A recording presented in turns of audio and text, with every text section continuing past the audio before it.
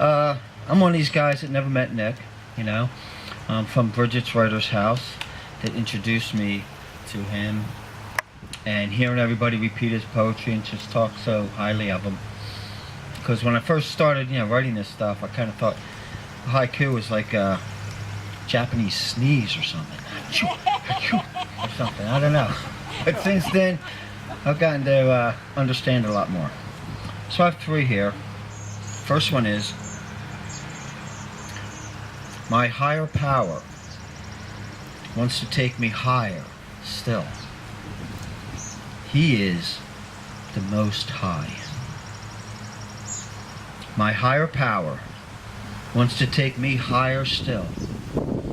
He is the Most High.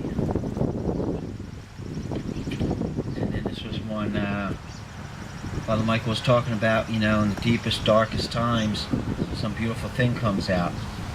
And I was going through them dark times, writing all those dark poems that just fly, And after a while, I said, I gotta break out of this. I gotta just write something different, even if you don't like it. Just even if you're making it up, it's bullshit. You don't even believe. You just do that.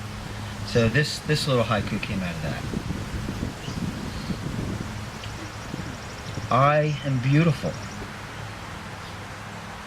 and like the lilies of the field, you're beautiful too. I'm beautiful, like the lilies of the field. You're beautiful too. And this last one, I wrote a couple years ago, riding here to my first event of this, okay? And as I sat here and I was just looking at people, laying on the blankets and the chairs and laying in the grass and everything, this sort of came out. Near Walt Whitman's grave, people crushing blades of grass, remembering Nick. Near Walt Whitman's grave, people crushing blades of grass, remembering Nick. That's it. Hi everybody, I'm Henry Brann. Henry the 8th! And briefly, I wouldn't be here reading poetry if it wasn't for Nick one day asking me if I had a car. And I said, yeah. He said, how about giving me a ride? I said, okay, where do you want to go? He said, Walt Whitman's tomb. So we drove over here and walked over to Walt Whitman's tomb, and there were a lot of people around. And there's these 2 trees there like this, and you could stand between them, and people were going up there like a podium and reading their poems. So Nick's there, he looks at me, he goes, you know any poems? And I can only think of one poem that I wrote when I was dreaming in college, and I got up and wrote it down, which I'm not going to read now. But anyway, he told me you should keep writing, so he was an inspiration in so many ways. I decided to take him at his word.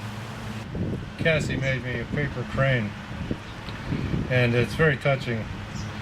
When I was in Hiroshima a couple of years ago, I read about this little girl, and she was a victim of the atomic bombing.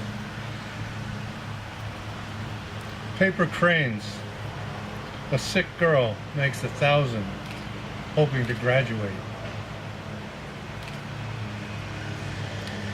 Paper cranes. A sick girl makes 1,000, hoping to graduate. Her name was Sadako. A different tone altogether. Her tender curves under flowing silk, spring zephyr. Her tender curves fleeting under flowing silk, spring zephyr. Here's an homage to Nick. Daffodil, out of the leaf mulch, out of itself. Daffodil, out of the leaf mulch, out of itself. And my last one. A small flower with 7 petals. Just there. A small flower with 7 petals. Just there. Thank you.